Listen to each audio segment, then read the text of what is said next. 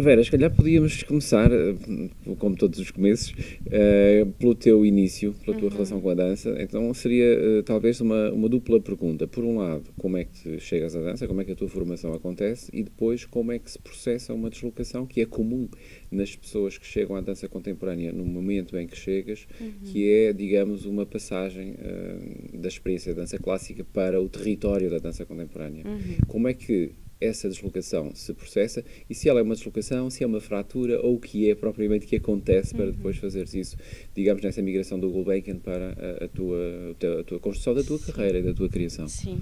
Então, começar foi muito simples, porque eu era uma criança, não é? Comecei aos 6 anos a fazer dança clássica e, portanto, fui para a dança clássica porque a minha mãe achava que era uma coisa boa às crianças, pronto, uma criança fazer dança. Eu também, e porque eu era muito era muito de me mexer e não sei o quê, portanto ela mexe-se muito, gosta muito de dançar, portanto tenho que ir para o balé e pronto. E portanto fiz essa carreira infantil usual, que é as meninas irem para o balé e pronto, e aprenderem. Mas depois, como eu realmente gostava muito e tinha aquela coisa de querer ser bailarina, depois, entre os 6 e os 9 estava como opção balé numa escola primária e não sei o quê. Mas depois realmente aos 10 saí dessa escola, fui para uma escola que não tinha nada disso, e aí a minha mãe pôs-me a fazer balé na escola da Ana Másculo, que era uma grande professora de dança clássica, e pronto, e aí fiquei na Ana Másculo até aos 17 anos e foi de facto um ensino profissionalizante, ela tinha um ensino para fazer bailarinos, não era só para fazer umas aulas ou assim. E então, pronto, isso foi a minha formação. E depois fui para o Ballet Gulbenkian aos 18, e nessa altura tinha, no fundo, assim, tinha a opção, havia 2 companhias, havia a Companhia Nacional de Bailado e havia o Ballet Gulbenkian, coisa que mais ou menos é o que acontece hoje, porque não há muito... Não, aliás, é pior. Não, porque eu estou a dizer isto porque há uns anos o Romeu Runa, bailarino, que foi bailarino de Ballet Gulbenkian também, etc., e que agora continua a fazer muitas coisas, ele disse-me, pois Vera, tu nessa altura tinhas essa opção, e eu, muitos anos mais tarde, continuei a ter basicamente essa opção. Basicamente porque assim, os coreógrafos independentes não conseguem ter uma produção, não é, que dê trabalho assim consistente e tal aos bailarinos. Portanto, isso é bastante terrível a pessoa perceber que ao fim de 20 anos, ao fim de 30, e que agora ainda é pior, porque então agora os independentes estão com pouquíssimo dinheiro ou nenhum e já nem sequer há o Ballet Gulbenkian. Pronto. Então, mas havia aquelas 2 opções e eu era espectadora de uma companhia e da outra, não é? Do Ballet Gulbenkian e da CNB. E pronto, e apesar da minha formação estar a ser em dança clássica, não é? Estava a ser em dança clássica, eu acho que já achava mais piada ao que fazia o Ballet Gulbenkian, que já era bastante diferente do que fazia a CNB, não é? Porque tinha uma série de coreógrafos recentes, da época, a fazerem coisas bastante interessantes, especialmente na época em que eu era espectadora. Eu acho que foi uma das grandes épocas do Ballet Gulbenkian. Porque, e quando eu fui bailarina, acho que também ainda, mas eu acho que houve uma época muito forte, enquanto eu era espectadora, enquanto eu tive 15, 16, 17 anos, em que o Ballet Gulbenkian estava a fazer trabalhos de alguns coreógrafos americanos bastante interessantes, o Louis Falco, a Twyla Tharp, vários coreógrafos americanos de um certo tipo de dança americana, e depois também alguns coreógrafos europeus que estavam a fazer coisas muito interessantes, tipo o Christopher Bruce, o Iri Killian, pronto, assim, uma série de coisas. E depois estavam com a Olga Ruiz no seu início, que também é uma época muito interessante, em que ela estava de facto a experimentar umas coisas esquisitas, porque ela fazia umas coisas esquisitas que eram bem interessantes, era tudo muito contra a natura e não sei o quê. Pronto, então foi ali uma época... pronto, eu enquanto estudante de dança clássica e que tinha aquelas 2 opções, tive a possibilidade de poder escolher o Ballet Gulbenkian, não é? O Jorge Salavisa interessou-se por mim e pronto. E depois pronto, então é assim, pronto, fui ser bailarina de Ballet Gulbenkian, isso trouxe-me muitas coisas, muita coisa que eu não sabia, no sentido, eu era apenas, só tinha aprendido dança clássica, não é? Portanto, tinha tudo a aprender do que se fazia numa companhia daquele género, aprender técnicas modernas, pelo menos modernas, se não contemporâneas, experimentar uma data de coisas com coreógrafos e movimentos e coisas que eu nunca tinha experimentado e não sabia fazer e por aí fora. Portanto, foi uma grande aprendizagem. Tinha muito a aprender. E foi muito interessante também conhecer uma série de colegas. Sei lá, o João Natividade, a Margarida Betancourt, a Elisa Ferreira, a Ana Rita Palmeirim, pronto, uma série de pessoas que eram dentro do Ballet Gulbenkian a ala vanguardista. Isso é muito importante, porque, e claro, a Olga Roriz, o Gagik Ismailian, que eram nos anos 80, não é? Pronto, é interessante também pensar assim, mesmo como se vestiam a Olga e o Gagik, que eram nessa altura um casal e que eram completamente futuristas e que apareciam com os cabelos às cores e umas maquilhagens não sei o quê, e aquilo era tudo divertidíssimo. Então essa também foi muito importante, dentro do Ballet Gulbenkian, na convivência com essas pessoas, dessa tal ala, que independentemente de fazermos a peça X ou Y, iam também lançando coisas. Por exemplo, o João Natividade era membro do Colec Viva, que era o grupo da Constança Capdeville, que era um grupo de teatro musical, música teatral, seja o que for, era aquela mistura. E portanto, também íamos ver, não é? A Ana Rita Palmeirim e outras pessoas destas que eu nomeei faziam parte de um grupo que eu agora não me lembro o nome, mas que lembro muito bem de uma peça que eles tinham feito que se chamava Na Palma da Mão, a Lâmpada de Guernica, e que falavam muito dessa peça, que eu acho que não cheguei a ver, mas tudo aquilo estava muito presente no que se dizia, nas coisas que... ou nas insatisfações que tinham, ou que tínhamos, em relação também ao que fazíamos enquanto bailarinos daquela companhia. E tudo isso foi muito foi um grande alimento, e foi importante, tão importante ou bastante importante, juntamente com as peças que eu ia dançando. E esse tipo de companhia também foi muito importante para mim. Assim, eu era muito, muito miúda, não é? Tinha entre 18 e 23 anos, foi os 5 anos que eu tive lá. Portanto, era muito, muito miúda. E fiz trabalhos de muitos coreógrafos diferentes, como, por essência, qualquer pessoa numa companhia em que há sempre 3 peças por noite, são pessoas muito diferentes e podemos estar em 1 ou 2 ou até as 3, com sorte, e somos um bocado camaleão, não é?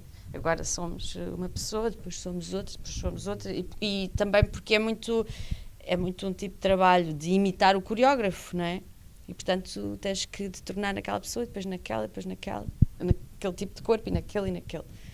E isso eu acho que é um exercício muito interessante para um corpo, para uma pessoa, porque vai abrindo partes de ti que tu não tinhas.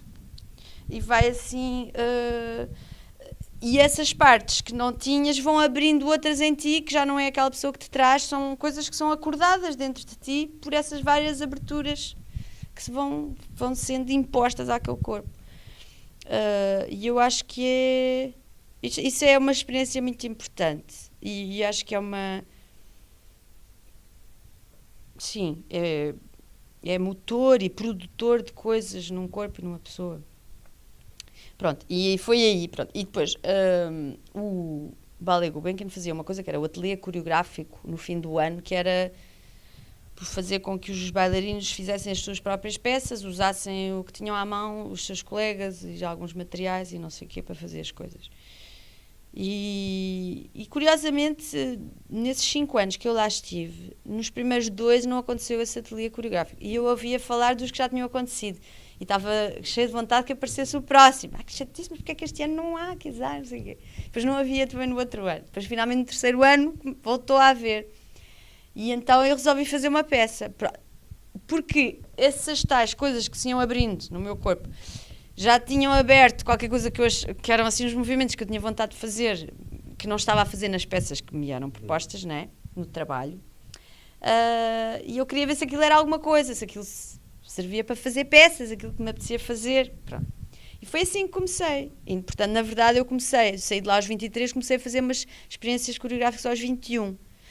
E, na verdade, entre os 21 e os 23, eu tive uma atividade coreográfica bastante intensa. Porque havia a Companhia de Dança de Lisboa, onde esteve o Rui Horta durante um tempo, e quando se foi embora a companhia continuou. Eu já não fiz nada com ele lá, ele já se tinha ido embora. Mas era uma companhia que tinha uma atividade muito intensa e tinha gente muito interessante a dançar. O Paulo Ribeiro, Clara Andermatt, o João Fiadeiro, toda essa gente estava na Companhia de Dança de Lisboa. E então, Companhia de Dança de Lisboa, mal eu fiz essa primeira experiência, convidaram-me para fazer uma peça. Então, em 88 fiz uma peça. Depois a BUC, em 88, Bienal Universidade de Coimbra, tinha imenso interesse na dança, introduziu imensa dança com Augusto Barros, não é? Que nessa altura a dirigia. E então também houve imensas coisas de dança e pediram-nos para fazer coisas. Enfim, foi assim, de repente, tipo, não é? De repente uma pessoa faz uma experiência de 10 minutos, foi a minha primeira peça em 87. E de repente tinha imensas oportunidades para fazer coisas. E continuava a ser bailarina de ballet Gulbenkian. Pronto, então foi assim que... E depois, por último, e mesmo na reta final de eu sair do ballet Gulbenkian, portanto, saí em 89, e em 89, 90, nesse ano letivo, fui estudar para Nova Iorque. Eu resolvi pedir uma bolsa à Gulbenkian e fui estudar para Nova Iorque. Mas, ainda nesse início do ano letivo, portanto, de 89, 90, o ACARTE, em que ainda estava a Madalena Perdigão, que tinha como assistente o António Pinto Ribeiro, propôs-me fazer uma peça, um solo, que foi um solo que se chama Uma Rosa de Músculos, e que é um solo sobre o Nijinsky, naquela sequência de solos sobre coreógrafos históricos. A mim calhou-me Nijinsky e fiz essa peça, que foi uma peça bastante importante, que já fiz, tipo... no meu primeiro mês em Nova Iorque, depois tive que vir a Lisboa mostrar a peça e voltar para lá. E, portanto, foi ali um período muito intenso de atividade. E depois estudei esse ano em Nova Iorque, fiz o meu próprio menu de estudos. Eu não estava pronto. Tinha o meu visto pelo estúdio do Merce Cunningham, como estudante de lá, mas na verdade fazia montes de outras coisas. E portanto tive um ano de estudos muito interessante, tive a sorte de apanhar gente muito interessante, não é? Porque pronto, quando uma pessoa faz assim um ano de estudos em que apanha os workshops que tem a sorte de apanhar, ou as oportunidades de estudo, depende imenso, não é? Mas tive a sorte de apanhar, por exemplo, um workshop de uma encenadora americana que se chama Anne Bogart, e que é uma grande professora de composição, entre outras coisas. E eu fiz um workshop com ela minúsculo, tipo um workshop de 2 dias intensivos, tipo manhã à noite, 2 dias só. Mas aquilo foi fabuloso para mim, mostrou-me, abriu-me 50 mil portas. E principalmente talvez por ser uma... Eu estava, por exemplo, também fui estudar teatro, representação tradicional, tipo, tive uns meses no Lee Strasberg e não sei o quê. Porque eu queria muito ir buscar coisas a outras áreas, porque a dança não me parecia estar a fornecer as ferramentas necessárias para eu fazer o que queria fazer, ou o que eu imaginava que queria fazer. E então eu queria ir estudar coisas em teatro, em voz, em isto, em aquilo. Também tive sorte, por exemplo, apanhei um workshop da Christine Linklater, que é uma professora de voz brutal. Apanhei ainda, por exemplo, um ator que tinha sido ator do Joseph Chaikin, gente que tinha trabalhado com teatro físico e etc, gente interessantíssima. Então, portanto, andava muito ali à procura de coisas em teatro, mas em teatro que não fosse aquele teatro do método do ator. Apesar de também fiquei uns meses no Lee Strasberg, que também foi muito interessante. Mas, por exemplo, é muito giro, porque o Francisco Camacho também foi meu colega no Ballet Gulbenkian, não ficou lá tanto tempo como eu, e também estava em Nova Iorque, tinha estado antes e esteve nessa altura em que eu também estava, estivemos juntos em várias coisas, e ele também esteve no Lee Strasberg. E ele, no Lee Strasberg, teve interesses dali extremamente diferentes dos meus. Estávamos a estudar exatamente a mesma coisa que os meus professores. E aquilo que a ele interessou é muito diferente daquilo que a mim me interessou. Ele gosta realmente daquela coisa da personagem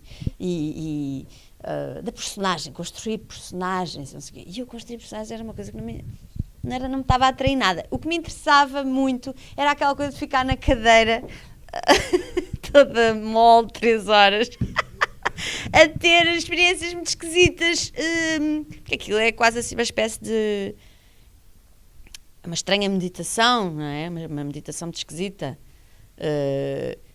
Pronto, basicamente é um processo de relaxamento total e relaxamento tal que as pessoas atingem estados de consciência esquisitos e de consciência, emocionais, e isto e aquilo, riem, choram, não sei o quê, durante 2 horas, pronto, parece um manicômio, estão 50 alunos sentados em cadeiras, todos a rir, a chorar e não sei o quê.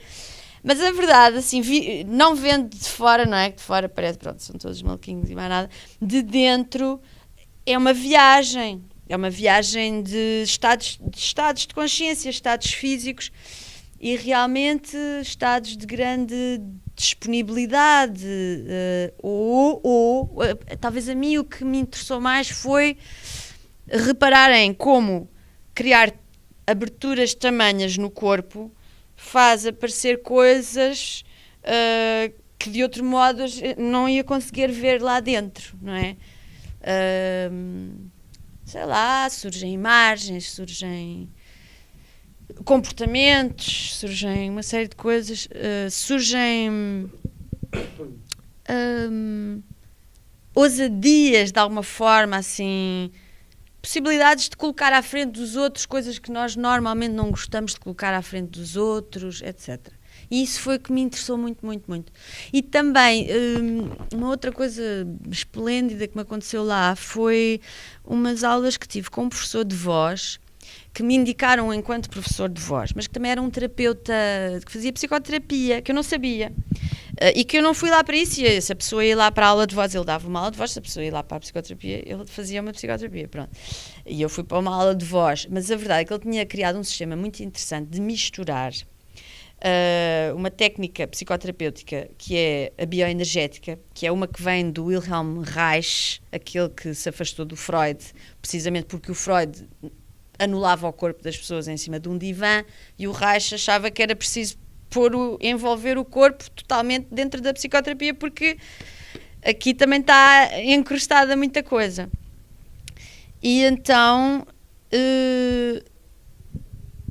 este senhor era terapeuta disso e usava algumas técnicas dessa terapia no treino da voz. Então era muito engraçado, porque uma pessoa chegava, eram aulas individuais, uma pessoa chegava e ele pedia para cantar uma canção, e era assim uma coisa tradicionalíssima, ele ao piano e a pessoa a cantar uma canção tipo um standard da Broadway, uma coisa qualquer assim normalérrima. Mas depois ele punha-te a fazer exercícios, daqueles da bioenergética, em que as pessoas têm que pôr-se em certas posições que abrem certas coisas no corpo, e tens que fazer sons, mas não era tipo uns berros, umas coisas assim. E depois no fim punha-te outra vez a cantar aquela canção, e de repente a canção realmente vinha transformada, vinha enorme. Era tão interessante o processo. E aquilo fascina-me. Mas esta canção está...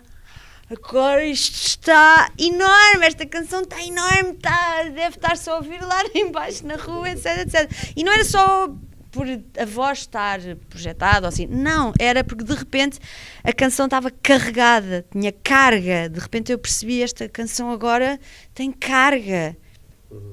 E então eu achei aquilo fascinante e uma das coisas que fui tentar fazer é, será que isto dá para fazer isto na dança? Será que eu posso fazer uma dança e depois fazer estes exercícios e a seguir ter uma dança cheia de carga? E fui precisamente fazer isso. Uma peça que eu fiz, que é o Talvez Ela Pudesse Dançar Primeiro e Pensar Depois, tem muito dos resultados dessas experiências, dessas tentativas de usar essas técnicas para a dança e não para o canto.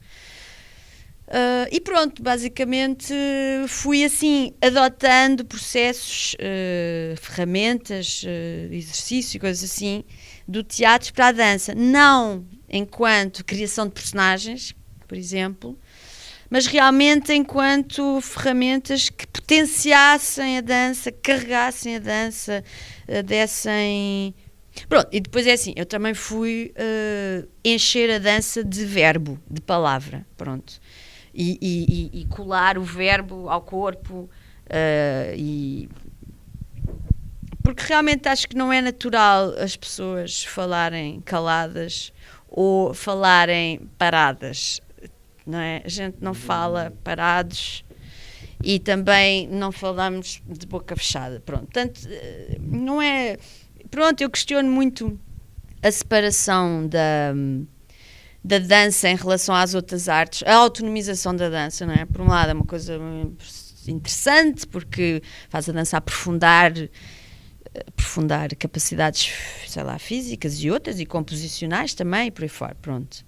Mas por outro lado, a dança ficou em maus lençóis ao separar-se lá das óperas ou dos teatros, ou lá de onde é que ela estava misturada no século não sei quê.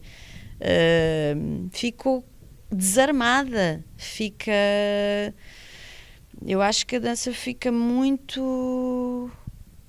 Fica em maus lençóis, eu acho que sim, porque depois vai ter que ir reencontrar maneiras de como é que vai poder abordar certas coisas, certos assuntos, ou como é que vai... Porque há coisas muito difíceis de só...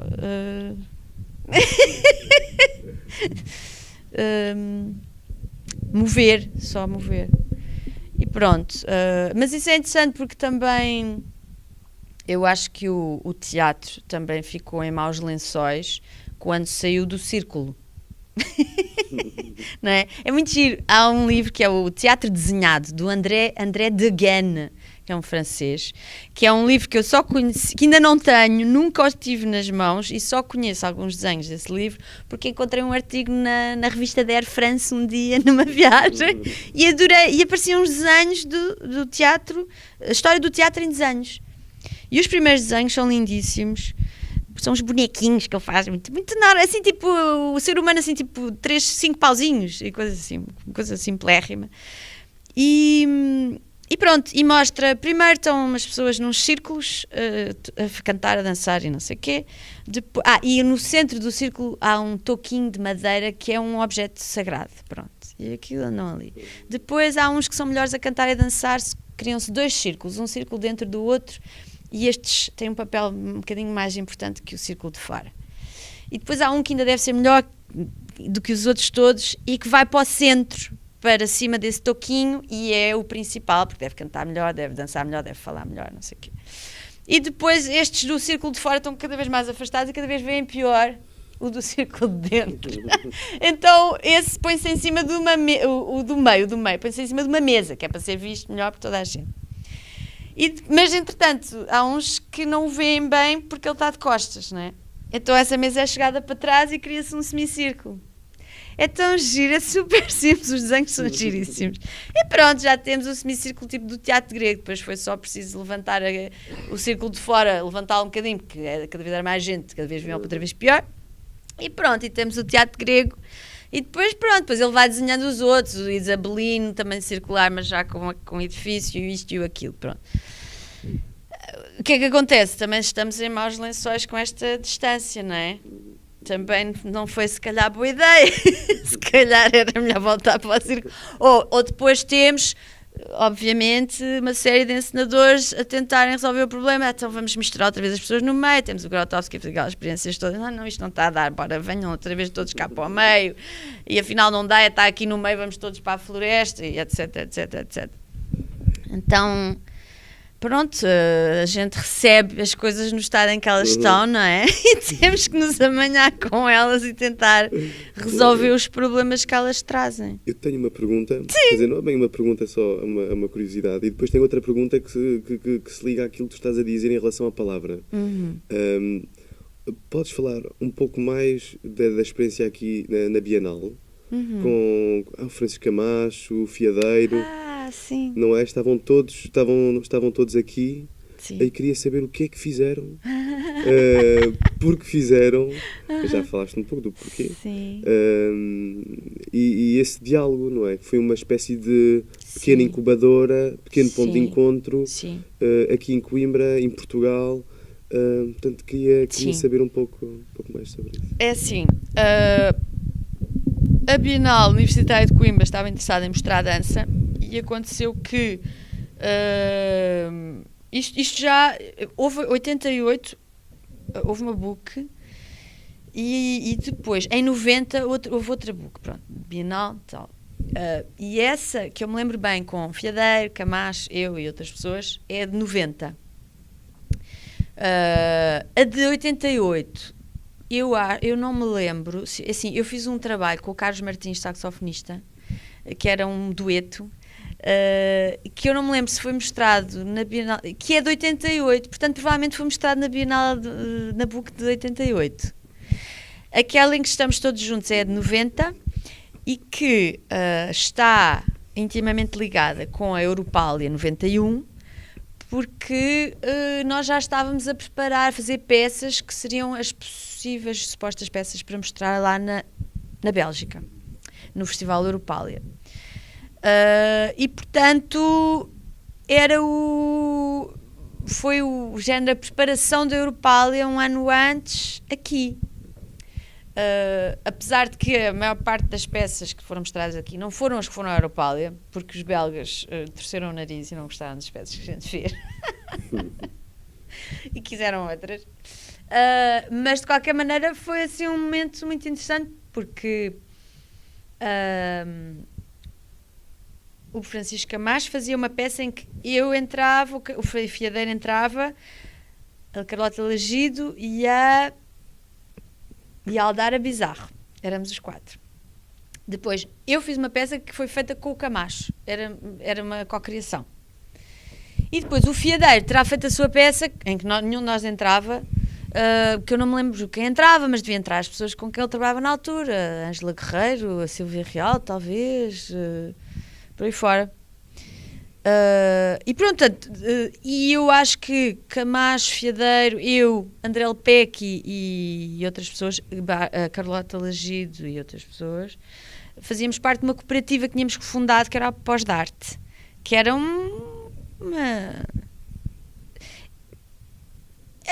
era assim uma espécie de lugar onde nós íamos discutir coisas, basicamente. É o que eu me lembro melhor. E depois também tentou tornar-se uma espécie de produtora dos nossos trabalhos, mas acabou por nem ser tanto isso. Mas pronto, nós em Lisboa reuníamos-nos muitas vezes para discutir coisas e organizar projetos, mas acho que era mais assim mesmo para discutir. Portanto, nós já éramos muito próximos, nós tínhamos trabalhado nas mesmas companhias e éramos muito próximos e queríamos fazer coisas juntos e portanto, essa Bienal de 90 foi muito importante para nós concretizarmos coisas, pormos coisas em prática e pronto, eram assim das primeiras coisas também que estávamos a fazer. E a recepção pública? Perguntas bem, eu não sei dizer-te, não me lembro como é que foi a recepção, talvez, não sei se estavas cá e se te lembras. Era também muito jovem na altura. Estávamos a chegar aqui, mas é interessante este aspecto, que é o facto de haver esta sintonia de geração que acontece, não é? E que lido retroativamente até lhe atribuímos um sentido muito mais potente, não é? do que eventualmente para os espectadores da época. Mas há um aspecto interessante do que referiste, talvez pudéssemos voltar a ele, e foi muito bom porque fizeste esse trajeto de ligações e de descobertas e de incorporação de linguagens que o teu trabalho de criação faz, e nisso ele é muito singular na paisagem portuguesa e até internacional. Portanto, o caminho não foi tanto da aproximação ao modelo, digamos, por exemplo, do teatro-dança, mas mais de um teatro performativo, um teatro de relação com o objeto, um teatro de relação com o corpo-espaço, e, portanto, e de incorporação da palavra, não é? E quando dizias que a dança tinha um dilema, que era, esse dilema tem que ver com uma vontade, por vezes, e muitas vezes se nota no teu trabalho, que é o de trabalhar as questões do sentido, do tema e da relação com o presente, e, portanto, é essa também uma das razões pelas quais recorres a outras possibilidades expressivas que não estritamente as da dança. Podemos dizer isto? Eu acho que sim, e acho que dizes muito bem, assim, mais virada para um teatro performativo do que para uma dança-teatro. Mesmo que tenha sido em Nova Iorque, que eu passei também muitas horas na Biblioteca das Artes Performativas do Lincoln Center, que é uma biblioteca espetacular, onde se pode ver em vídeo tudo e mais alguma coisa, e tem documentos incríveis, antiquíssimos, alguns também por exemplo, que usei para a peça sobre Nijinsky, porque tem filmes, apesar de não haver filmes do próprio Nijinsky, há coisas da época muito perto e coisas, recriações logo a seguir e que estão filmadas e que eles têm, não sei agora se calhar já têm digitalizadas, mas na altura era assim, vinham uns senhores com uns objetos incríveis e para visionarmos aquilo. E pronto, e foi também então nessa biblioteca que eu vi pela primeira vez o trabalho da Pina Bausch e que vi tudo em vídeo e que está muito bem filmado e que só mais tarde vi ao vivo, depois em Lisboa, mas fico muito contente por ter visto aquilo tudo em vídeo com os intérpretes originais, porque depois, em 94, quando as coisas começaram a ser mostradas aqui em Portugal, em Lisboa e por aí fora, muitas peças já tinham outros intérpretes, alguns são aqueles míticos e que continuavam, mas algumas figuras muito importantes já tinham abandonado a companhia e era diferente. Não era a mesma coisa. E realmente naqueles filmes são fundamentais porque está guardada aquela energia, pronto, inicial daquelas pessoas e daquelas figuras. E eu, pronto, fiquei realmente fascinada com essa dança-teatro da Pina Bausch. Mas também a dança-teatro da Pina Bausch do fim dos anos 70 e início dos anos 80, que eu acho que é a fase potentíssima da Pina Bausch.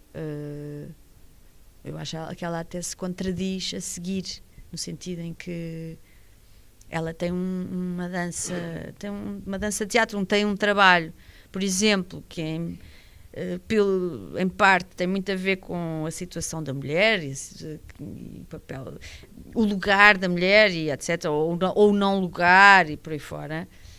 E depois a seguir vai fazer 50 mil peças com as menininhas todas, com os cabelinhos, os vestidinhos e tipo, bem, mas até ao final reduziu outra vez a mulher àquele papel, coitadinha. Então, não é? Tipo, ela que tinha estado ali a lutar por um lugar para a mulher e por aí fora. Portanto, mas a Pina Bausch daquela época, eu acho que é a Pina Bausch que é a Pina Bausch. E eu fiquei fascinadíssima com isso. E acho que queria fazer qualquer coisa parecida com aquilo, apesar de que aquilo que eu fui conseguir fazer não tem nada, quer dizer, não tem nada a ver, mas de qualquer maneira aquilo estava presente e a admiração por aquela forma de fazer. Mas acho que sim, acho que é muito por aí um teatro performativo, do objeto, da palavra enquanto palavra e não enquanto personagem, etc, etc. Parece que é a história, reconheces mais muitas vezes na crítica a relação da dança com o teatro, mas na verdade é também o trabalho profundo da performance, desde as vanguardas que ao longo do século XX. Tem a impressão que às vezes dá, olhando em detalhe para os processos de criação, o que é ativado são processos performativos e não tanto processos teatrais. É a impressão que dá também no teu trabalho. Até porque depois tu fazes performances, assumidamente performances, trabalhos performativos, estritamente. Não é? E depois gostavas também de perguntar algo sobre isso. Mas ainda em relação a uma certa vocação comunicativa que tu queres imprimir aos teus trabalhos, há um modo de dar títulos às coisas muito interessante. Aliás, eu acho que és das coreógrafas portuguesas que têm títulos mais questionantes, quer dizer, mais... não, são títulos, de facto, são interrogações, não é? São pontos de vista. Qual é a tua relação com os títulos? Como é que estes acontecem ou como é que chegas a eles? Olha, é muito engraçado, porque o título dessa minha primeira peça de 10 minutos, de 87, é Ponto de Interrogação. Chama-se assim.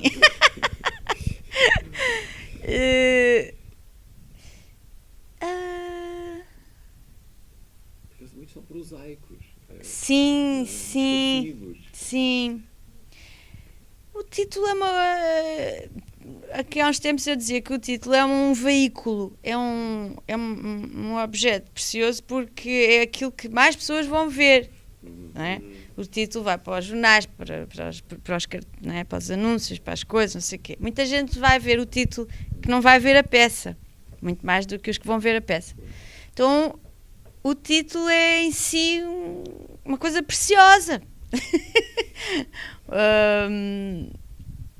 E a sua capacidade de síntese também, a possibilidade de colocar no título algo que não conseguimos colocar na peça, pelo menos está ali, sei lá, mas se calhar também porque eu gosto, pronto, desde muito cedo que leio poesia e gosto muito de uma capacidade de dizer em muito pouco, não é?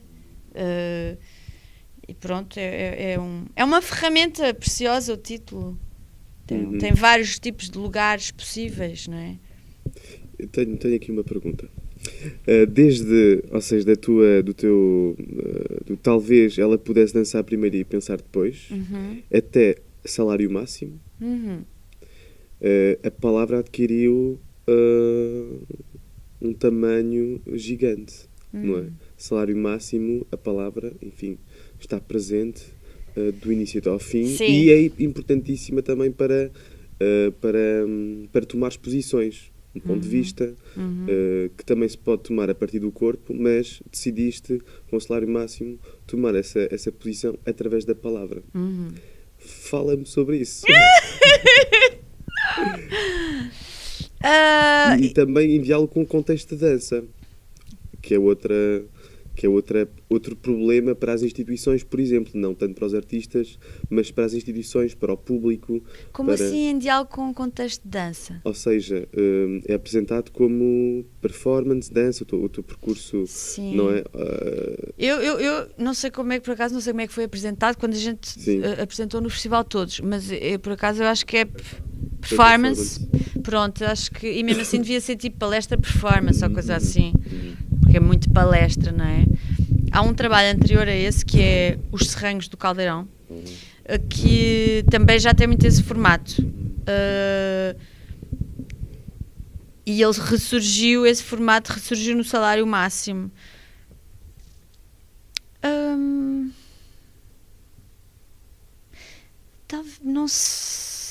Talvez é interessante essa pergunta, porque também não me faz pensar a mim, que ainda não pensei exatamente muito bem sobre isso, sobre essa viragem lá o que é, que não é uma viragem, mas pronto, é uma coisa que aconteceu nesses dois trabalhos, que se calhar já vem tentando fazer assim um visionamento um bocadinho, uma revisão um bocadinho da matéria da frente para trás, não é?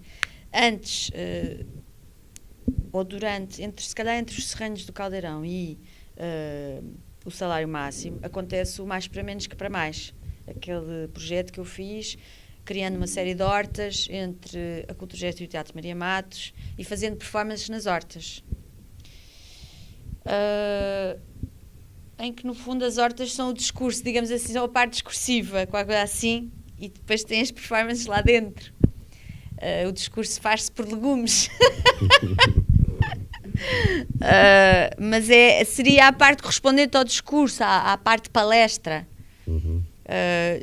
Porque é uma coisa assim, tipo, concreta. O discurso diz uma coisa, tipo, concretamente, digamos assim, porque não é, de qualquer maneira, um discurso, não é ficcional, não é onírico, não é nada disso, não é poético, é um discurso muito concreto. E ali as hortas também são muito concretas. Faz-se comida, fazem-se legumes, patapum, come-se. E depois fazem-se umas coisas que podem ser elas sim, ficcionais, onírico, ou poético, ou não sei o quê, dentro das hortas. Porque para trás eu tive uma experiência que não foi para mim muito satisfatória, que é uma peça que se chama Vamos Sentir Falta de Tudo Aquilo de que Não Precisamos, que é uma peça em que há umas cabeças de plástico que nós carregamos e que estamos constantemente a despejar o que está dentro das cabeças, que é uma tentativa de discurso concreto usando uma coisa performática.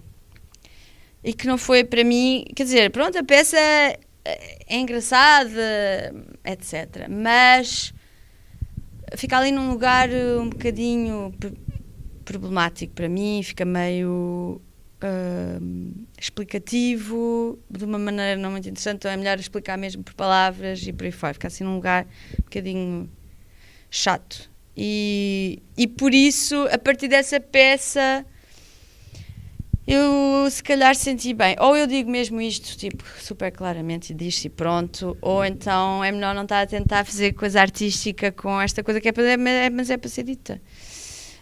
E portanto se calhar é por isso que nestas peças há esta, talvez por eu ainda mais para trás ou coisa assim, ter sentido que pronto, por eu estou muito descrente do lugar do espetáculo na nossa vida ou da capacidade que o espetáculo tem para fazer alguma coisa na nossa vida, pronto. E como a minha vida também está a encurtar, estou a começar a ficar desesperada, então agora fala-se, agora diz-se tudo direto e rápido. Não há mais tempo para elaborações e tal. Exato, esperar que as pessoas apanhem aquilo e aquilo vai mudar. Não vai mudar nada, não, vamos errar. Mas eu estou a brincar, mas tem muito a ver. Exatamente. Sim. Agora, ao fim deste tempo, porque apesar de tudo já passaram uns anitos destas coisas um bocado diferentes e mais discursivas ou mais leguminativas ou mais não sei o quê, confesso que estou a ficar com um bocadinho de saudades da arte do género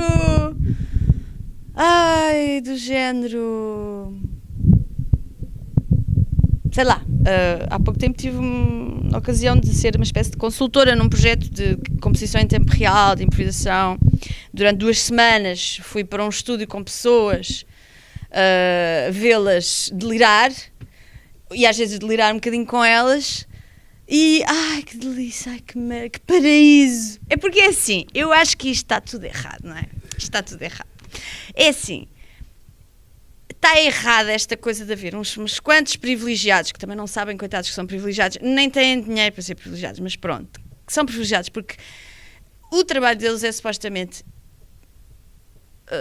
delirar, digamos assim, para ser rápido, todo o dia a construir objetos de um certo delírio, pronto. E os outros, coitados, se têm que fazer trabalho de sapo ou qualquer coisa parecida, pronto. Se calhar alguns, com certeza que alguns trabalhos serão também muito interessantes e muito criativos, pronto, mas digamos que a grande maioria será muito chata, não é? E pronto. E depois os que fazem um trabalho muito chato podem ir de vez em quando ver 1 horinha do trabalho do delírio e super criativo dos outros, e isto está tudo errado, isto não faz sentido nenhum, não é possível. E os que podem passar o dia a delirar, isto é um disparate, vou dizer mesmo para a câmara, os artistas não passam o dia a delirar e quem lhes der a eles, pronto. Mas, apesar de tudo, têm lugar para passar para outros estados, outros tempos, outras dimensões, outros planos, não é? Muito mais vezes do que o comum dos mortais, pronto. Deve ser um lugar institucional, condições materiais também para poderem fazer isso? Ou... É assim, depois nós sabemos que hoje em dia, particularmente em Portugal, as pessoas têm cada vez menos condições para fazer isso. E, portanto, cada vez menos gente pode ter esse trabalho, porque não há condições para o fazer. Mas quando há, não é? E para quem ainda as tem, essas pessoas, eu acho que sou uma privilegiada, quer dizer, pronto, já teria morrido se não pudesse fazer isto, não é? Ou já seria uma espécie de... Seria uma pessoa toda amarfanhada, seria uma pessoa muito triste, seria uma pessoa sem energia nenhuma, sem... Bom. Então, mas o que eu ia dizer é, os que têm as condições e que o podem fazer todos os dias, a toda a hora, é impossível ter a noção do privilégio e da maravilha que é isso, não é? Então, como eu, por exemplo, estou a fazer trabalhos um bocadinho diferentes disso desde há uns tempos, quando faço uma imersão, um mergulho nisso durante um tempo, volto então a ter, já sabia que era privilegiada, mas volto a ter aquela noção de que maravilha que é, que coisa deliciosa, que sorte, que... Agora, está errado, não é? Porque é que há uns que banham nisto 24 horas por dia, se tiverem as condições institucionais, não sei o que, para o fazer, e outros que têm, quer dizer, a oportunidade de ir lá dar uma espreitadela durante uma horita de 3 em 3 meses, 6 em 6 meses, 1 ano a ano, ou nem isso, porque não têm o hábito, não é? É uma coisa que não faz sentido nenhum. Esta organização não está certa, está aqui. Até porque eu acho que, pronto, estou a dizer que é uma delícia, uma maravilha, etc, etc. Mas como é que eu ia dizer? Isto também isola o artista dessa outra pessoa. E isso também é nefasto, não é nada bom. O momento de encontro é curtíssimo e nem é normalmente um encontro, acaba por não ser encontro nenhum, não é? Tipo, põe-se só o pé um do outro e afasta-se. E eu não tenho respostas nenhumas para isto, mas isto é uma coisa que não me deixa nada descansada, não me deixa descansar. E a tua criação do Rumo do Fumo em 99 visa dar resposta a que tipo de ansiedades, no que diz respeito à relação da dança, em termos da sua organização, das suas condições de produção, etc. Como é que o Rumo do Fumo responde, ou, na tua perspectiva, é uma tentativa de dar resposta a essa situação? É assim, a partir do Rumo do Fumo é uma estrutura de produção muito simples. Eu evitei, até à última, criar uma estrutura de produção. Por causa do tal trabalho de sapa que sempre odiei. E então era uma lapa, uma parasita de outras estruturas de produção. Até uma certa altura fui produzida pelo Fórum Dança, numa altura em que o Fórum Dança produzia coreógrafos. Depois juntei-me à ERA, fui ser uma coreógrafa produzida pela ERA, que é a estrutura de produção do Francisco Camacho, e também lá fiquei uns anos a ser produzida pela ERA.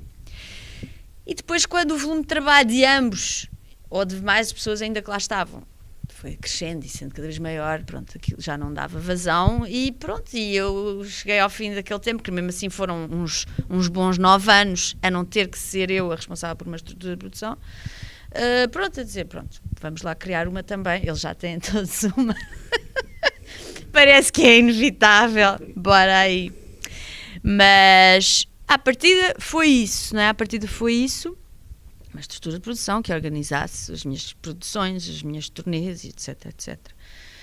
Claro que uma pessoa depois tenta introduzir outros tipos de coisas, para já que seja também, rapidamente se tornou estrutura de produção de várias pessoas que estavam a trabalhar comigo e que também queriam fazer as suas coisas. E depois...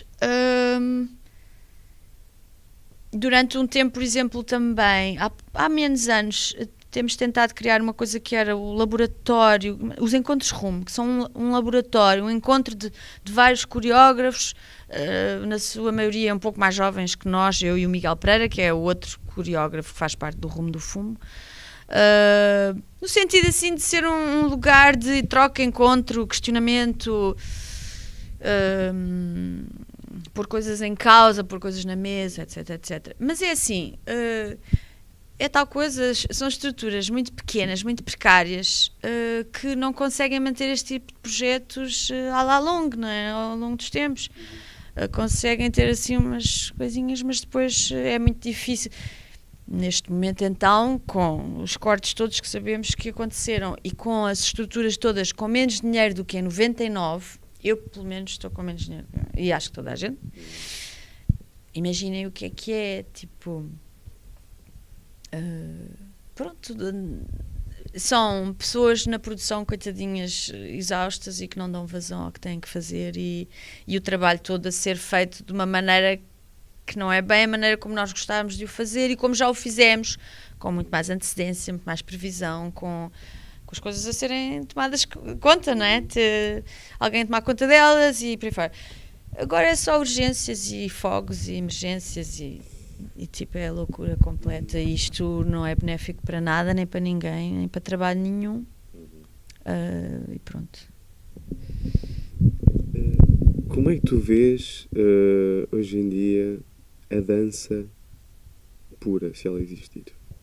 Ou seja, uma dança mais ortodoxa, sem palavra, baseada no movimento, puro e duro, com uma gramática que se identifica muito com uma gramática mais de dança moderna, não tanto contemporânea. Como é que tu olhas para... É assim, eu estava a ouvir a tua pergunta e até certo ponto eu sabia, estava a começar a vislumbrar uma resposta, mas agora disseste que era com uma linguagem moderna e não contemporânea, fiquei noutro lugar. Mas diz, sim, eu posso dar as duas respostas também. Dá. Então, como é que eu vejo uma dança que não tem palavra, só pura, etc, etc? Eu continuo a fazer essa dança. Eu tenho vários trabalhos, por exemplo, um que se chama o que podemos dizer do Pierre, ou, por exemplo, eu continuo a dançar talvez ela pudesse dançar primeiro e pensar depois. Enfim, há vários trabalhos em que eu continuo a fazer dança pura. E eu gosto imenso de dança pura. Gosto muito. E acho que ela faz falta de alguma forma. Não sei se gosto mais de... Não sei, estou a pensar alto. Não sei se gosto mais de ver, se gosto mais de fazer. Eu sei que gosto muito de fazer, mas sei que também fico encantada a ver uma pessoa a dançar muito bem, de uma forma que me interesse, que não é essa tal, acho eu, da segunda parte da pergunta, da dança, de uma dança moderna, que eu não sei bem exatamente ao que é que te referes, não é? Com a dança moderna. É mais um estilo, uma espécie de emancipação durante um período da dança, mas que ainda está ligada à tradição clássica. Sim. Então talvez possa, para localizar, porque eu acho que a dança é uma grande misturada. As pessoas, por exemplo, uma pessoa vai fazer uma dança contemporânea hoje em dia, uma pessoa que não faça muita ideia o que é que foi, que aconteceu há não sei quantas décadas e depois menos décadas e mais décadas, vai fazer, tem ali umas coisas, é uma sopa, uma salganhada. Houve uma época em acho que isto é muito importante e acho que é ótimo tu trazer essa pergunta inesperada pela voz de um dramaturgo, mas muito interessante, porque é assim, houve uma época em que as aulas eram de uma determinada técnica que tinha um nome de uma pessoa. Vamos fazer uma aula de Graham, que era a Martha Graham, vamos fazer uma aula de Cunningham, que era o Merce Cunningham, e era a sua técnica, e o outro era a técnica da outra, e não sei o quê. E pronto, e várias, Horton e Hawkins e isto e aquilo, coisas que eu nem sei, nem fiz e não sei o quê, mas sei que existe. A partir de uma certa altura, por exemplo, é interessante, a técnica usada, por exemplo, por uma Trisha Brown, já não se chamam aulas de Trisha Brown, chamam-se aulas de técnica release, porque vários coreógrafos adotaram esse tipo de técnica. E nenhum lhe deu nome, talvez também porque esses coreógrafos vêm, não é, de uma ruptura nos anos 60 e eles estavam contra essa gente toda, contra as Grahams e os Cunninghams e por aí fora, estavam contra essa coisa de eu agora vou fazer a minha técnica que vai imperar, porque havia uma coisa também de qual é que vai imperar sobre as outras, não é? E qual é a próxima que ganha o seu lugar e que faz as outras serem derrotadas. E como esta gente era o pessoal dos anos 60 e era tudo super cool e como é que se diz? Peace and love e por aí fora, eles acharam um horror aquilo tudo e, portanto, foram fazer umas coisas que não eram nomeadas e não vamos pôr a etiqueta e não vamos pôr a marca e não sei o quê.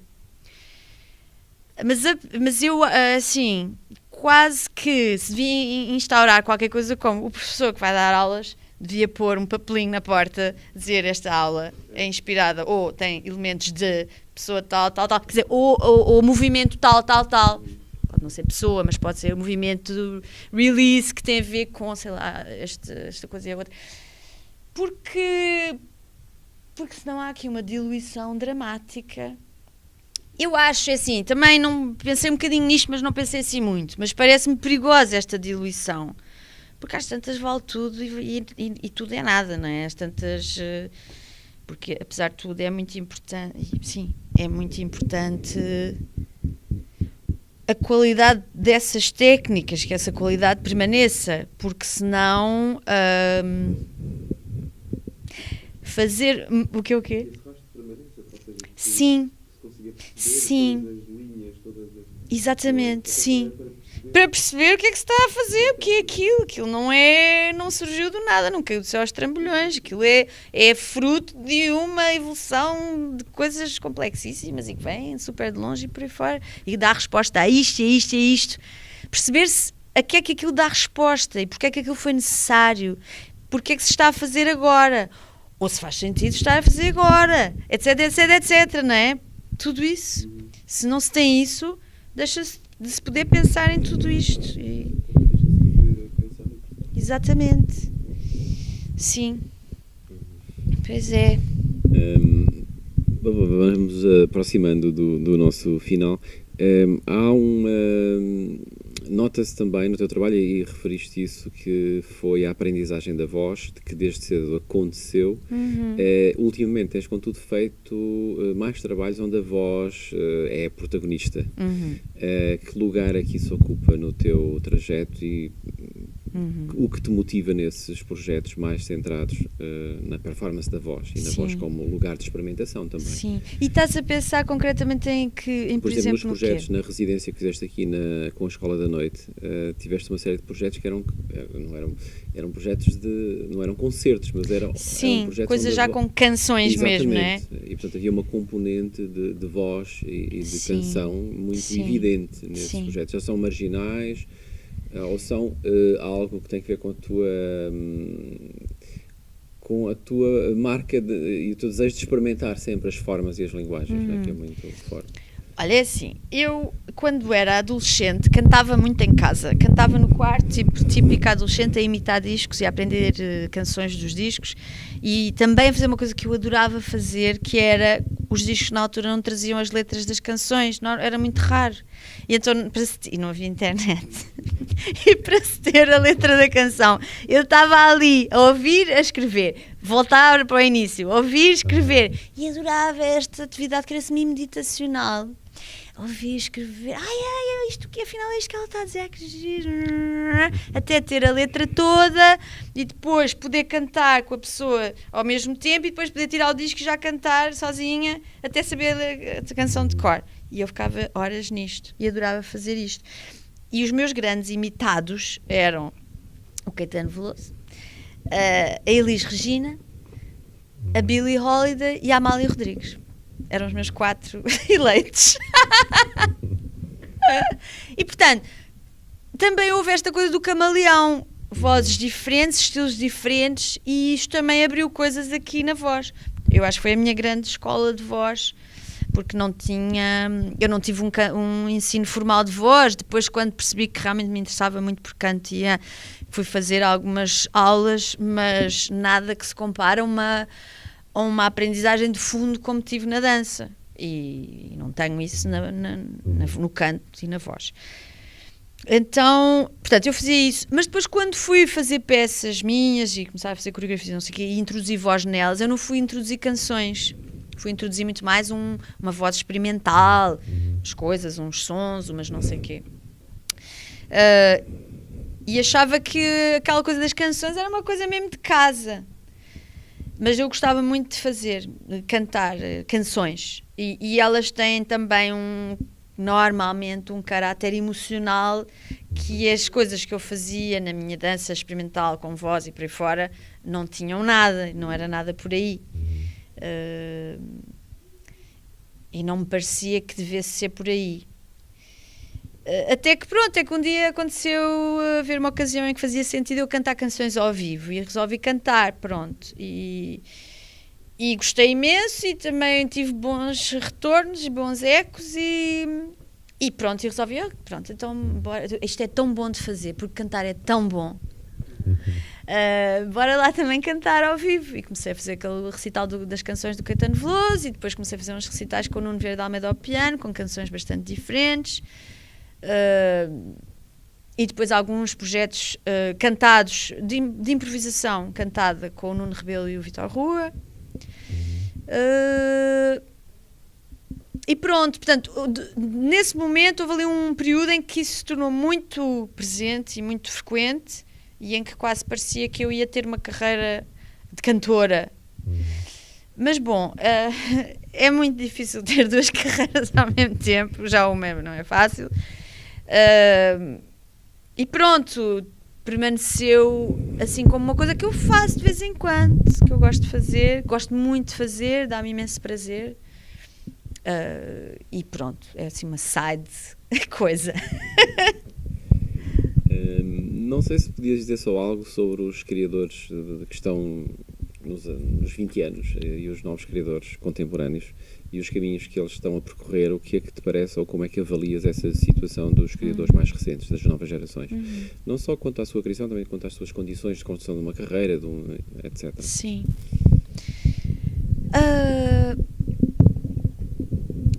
Olha, eu acho que houve ali um momento, há uns anos, em que estava um bocadinho difícil de arrancar uma nova geração, ou novas gerações, parecia que a nossa geração estava ali um bocado a encravar qualquer coisa. Mas isso eu acho que já passou completamente, porque há imensos jovens, novos coreógrafos portugueses a fazerem imensa coisa e, sobretudo, a circularem imenso pelo estrangeiro, a circularem por imensos lugares, a fazerem coisas que eu já nem faço a mínima ideia que existem e que estão a ser feitas e por aí fora. Então, parece-me que há uma coisa muito pujante a acontecer, mas que não se dá bem por ela, que é um disparate completo. Mais um no rol infindável. Que é... Há uma projeção enorme que eu vejo. As pessoas, para já, estão atarefadíssimas. Há um certo número de pessoas que está atarefadíssima. Nunca está cá, nunca põe cá os pés, nunca os vê. Quando se vê um e-mail com uma newsletter e não sei o quê, está ali, e na pá, estão nos confins da Conchichina e não sei o quê.